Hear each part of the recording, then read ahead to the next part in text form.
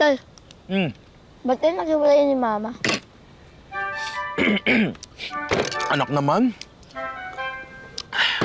Nakaka-heart attack.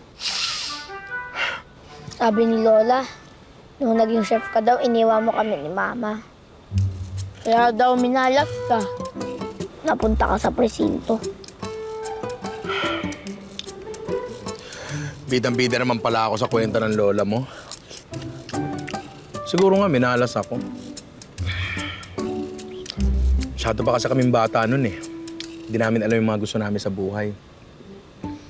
Tapos di rin naman namin pinlanong mabuntis siya.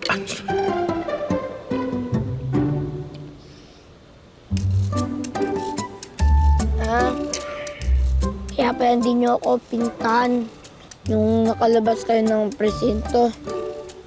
Kasi hindi niyo naman ako ginusto. Hindi lang plinano, nak. Pero ginusto ka namin nung lumabas ka. Mahal na mahal kita. Tandaan mo yan. Same, anak. Same. Mama, Naging mabait ka ba? sakto lang. Salamat ha. Bukas ulit. Baka gusto mo kumain muna. Marami pang tira dyan. Ano ba gusto mo? Paganda kita? Maraming tira kasi walang bumili. Uy, malas lang, anak. Minalas lang talaga. Sige, mauna na kami. Mukhang marami ka pang aasikasuhin eh. Ayaw mo talaga? Marami pa. Next time na lang. Sige na, anak. Magpaalam ka na sa tatay mo.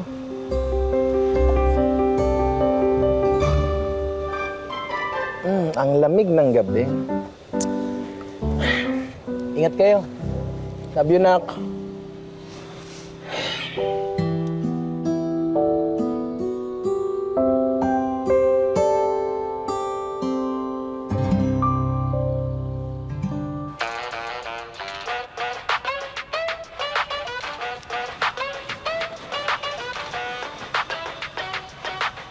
Ano yung pinapanood mo, nak?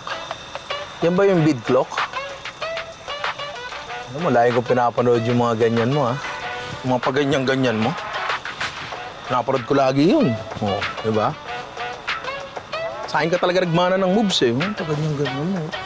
Mali yan. Paano ba? Ito kasi, oh. Gawin mo.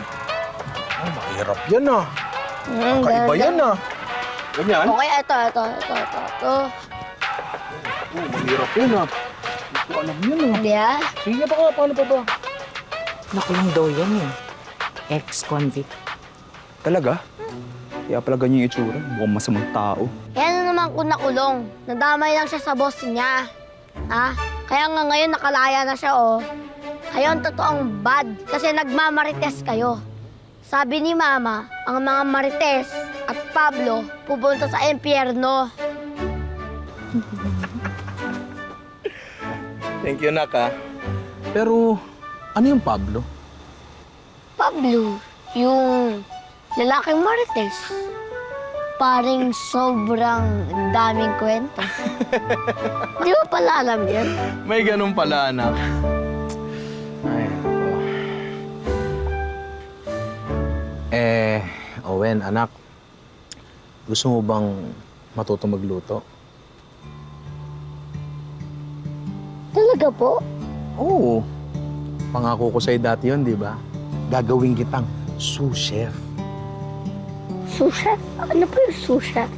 Sous chef? Parang assistant. Ganun. Ako yung head chef. Ikaw, yung sous chef sa food truck natin. Food truck natin? Oo. Tingin mo ba akin lang yun? Para sa atin yun. Sanggang dikit. Gusto mo yun?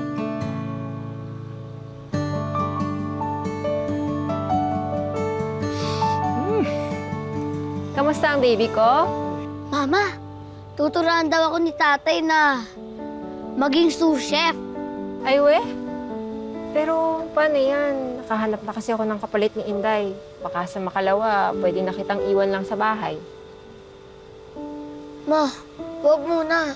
Please. Sure ka?